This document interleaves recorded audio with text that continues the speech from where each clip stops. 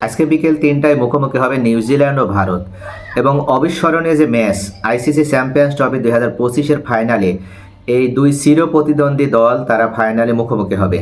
এক্ষেত্রে আজকে আমি কয়েকটা বিশ্লেষণের মাধ্যমে জানিয়ে দেব যে কোন দল চ্যাম্পিয়ন হতে পারে। অবশ্যই ধৈর্য সহকারে ভিডিওটি দেখবেন, তাহলে ইনশাআল্লাহ পুরোপুরিভাবে নিশ্চিত হতে পারবেন। যদিও ইতোপূর্বে পরিসংখ্যানগত দিক থেকে দুইবার আইসিসি চ্যাম্পিয়ন্স ট্রফির ফাইনালে নিউজিল্যান্ড এবং ভারত একে অন্যের মুখোমুখি হয়েছিল এবং সেই ফাইনালে নিউজিল্যান্ড দুইবারই জয়লাভ করেছিল। ২০০০ সালে আইসিসি চ্যাম্পিয়ন্স ট্রফির ফাইনালে নিউজিল্যান্ড ভারতকে পরাজিত করে প্রথম কোনো আইসিসি ইভেন্টে ট্রফি তারা জিততে পারে এবং পরবর্তীতে ২০২১ সালে আইসিসি টেস্ট চ্যাম্পিয়নশিপেও নিউজিল্যান্ডের কাছে হেরে ভারতের স্বপ্ন ভঙ্গ হয়।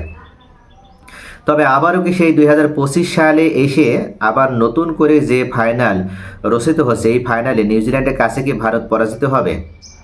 এক্ষেত্রে হয়তোবা ভারতের পক্ষেই জনগণের সমর্থন বেশি থাকবে, কেননা ভারত যে টিম এবার গঠন করেছে এই টিম ভারতের সর্বকালের সেরা একটি টিম। তারা যে টিম গঠন করেছে এই টিমটাকে সব দিক থেকে ব্যালেন্স একটা টিম হিসেবে মনে হচ্ছে।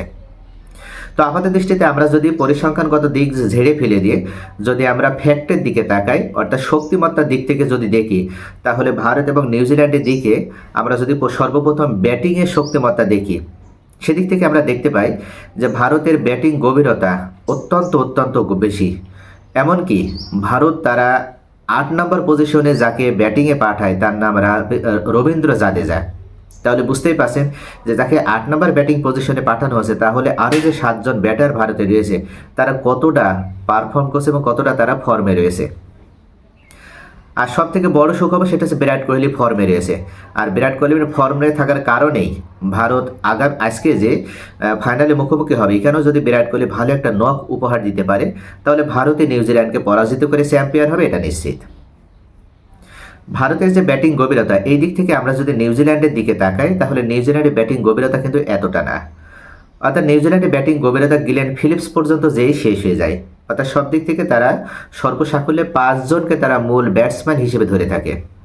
যেমন আমরা যদি দেখি তাহলে রাসিন রবীন্দ্রা, কেন উইলিয়ামসন, এরপর আছে ড্যারেল মিচেল, টম লাথাম এবং গ্লেন ফিলিপস। এই যে ৫ জন তাদের মূল স্বীকৃত ব্যাটসম্যান। এরপরে আসে অলরাউন্ডারদের পালা। তবে যে অলরাউন্ডারদের তারা ব্যাটিংয়ে নামায় তারা কিন্তু ভারতের অলরাউন্ডার থেকে যোজন পিছিয়ে। ভারতে যে অলরাউন্ডার হিসেবে তারা যে ৩ জনকে এবার ব্যাটিংয়ে পজিশনে পাঠায়, সেই ৩ জনই বিশ্বসেরা। একজন হার্দিক পান্ডে যেদিন ভালো ব্যাট করে সেদিন চাইলে কিন্তু সে যে কোনো ম্যাচে যে কোনো বড় দলকে সে হারিয়ে দিতে পারে একাই। এছাড়া রবীন্দ্র জাদেজা এবং আকসার প্যাটেলকে ৫ নম্বর পজিশনে ব্যাটিংয়ে পাঠানো হয়েছে, যেটা ভারতের ব্যাটিং গভীরতাকে আরও বেশি শক্তিশালী করেছে। এই দিক থেকে নিউজিল্যান্ড ভারতের থেকে অনেক পিছিয়ে। আমরা যদি বোলিংয়ের দিকে তাকি, তাহলে দেখতে পাই যে তারা গ্রুপ পর্বে, অর্থাৎ ভারত এবং নিউজিল্যান্ড গ্রুপ পর্বে যে ম্যাচটি তারা খেলেছিল, সেই ম্যাচে নিউজিল্যান্ডের ৯টি উইকেট কিন্তু ভারতের স্পিনাররা তুলে নিয়েছিল। এদিক থেকে ভারতকে পেস অ্যাটাকের উপরে খুব একটা ভালো নির্ভর করতে হয়নি, অর্থাৎ তারা ৬ জন স্পিনার খেলিয়েছিল। আজকেও সেম যদি সেই ৬ জন স্পিনারকেই খেলায়, সেক্ষেত্রে আবারও আজকে তারা গ্রুপ পর্বে সেই ম্যাচের মতন ৯টি উইকেট যদি তারা উঠিয়ে নিতে পারে, তাহলে নিউজিল্যান্ডের জন্য বড় কোনো স্কোর তৈরি করা কিন্তু সম্ভব হবে না। এখানে নিউজিল্যান্ডকে বড় আকারে ভোগান্তিতে পড়তে হবে ভারতের এই স্পিন অ্যাটাক সামলানো, কেননা তাদেরকে ৬ জন স্পিনারদেরকে নিয়ে তাদেরকে গেম প্ল্যান তৈরি করতে হবে। তবে আজকে যে গ্রাউন্ডে খেলানো হবে, ভারত এবং পাকিস্তান পূর্বে যে মাঠে খেলা হয়েছিল সেই গ্রাউন্ড ফিল্ডেই খেলানো হবে বা সেই উইকেটেই খেলানো হবে। তাহলে এদিক থেকে এটা স্পিন বান্ধব একটি উইকেট হতে চলেছে, আর স্পিন বান্ধব উইকেট হওয়ার কারণে ভারত নিউজিল্যান্ড থেকে অনেক গুণ এগিয়ে রয়েছে। ফিল্ডিংয়ের দিকে যদি দেখি, তাহলে ফিল্ডিংয়ে কিন্তু নিউজিল্যান্ডের ফিল্ডাররা ভারতের থেকে এগিয়ে রয়েছে।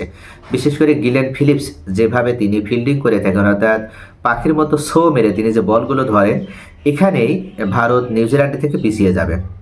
এছাড়া কেন উইলিয়ামসের থেকে শুরু করে নিউজিল্যান্ডের প্রত্যেকটা খেলোয়াড়ই ফিল্ডিংয়ের দিকে ভারতের থেকে অনেক গুণ এগিয়ে। তারপরও ভারতে কম নয়, ভারতও ফিল্ডিংয়ের দিক থেকে যথেষ্ট এগিয়ে। তবে এই দিক থেকে, অর্থাৎ আমরা যদি এই 3টা সাইড যদি বিবেচনা করি, তাহলে ফিল্ডিংয়ের দিক থেকে নিউজিল্যান্ড ভারতের থেকে এগিয়ে রয়েছে। সব শেষে যদি একটা ফলাফলে আসি, তাহলে আজকে ভারতই চ্যাম্পিয়ন হবে, এটা সম্পূর্ণভাবে নিশ্চিত বলে করে দেওয়া যায়। কেননা ভারতের এই টিমটা সকল খেলোয়াড় তারা ভালো ফর্মে রয়েছে, বিশেষ করে রোহিত শর্মা এবং বিরাট কোহলি। রোহিত শর্মা এখনও পর্যন্ত ভালো কোনো রান তিনি তৈরি করতে না পারলেও আজকে ফাইনালে তিনি যদি ভালো একটা নক দিতে পারে, সেক্ষেত্রে অবশ্যই ভারতের জন্য সেটা প্লাস পয়েন্ট হয়ে আসবে এবং ভারত নিউজিল্যান্ডকে হারিয়ে আজকে জয়লাভ করতে পারবে।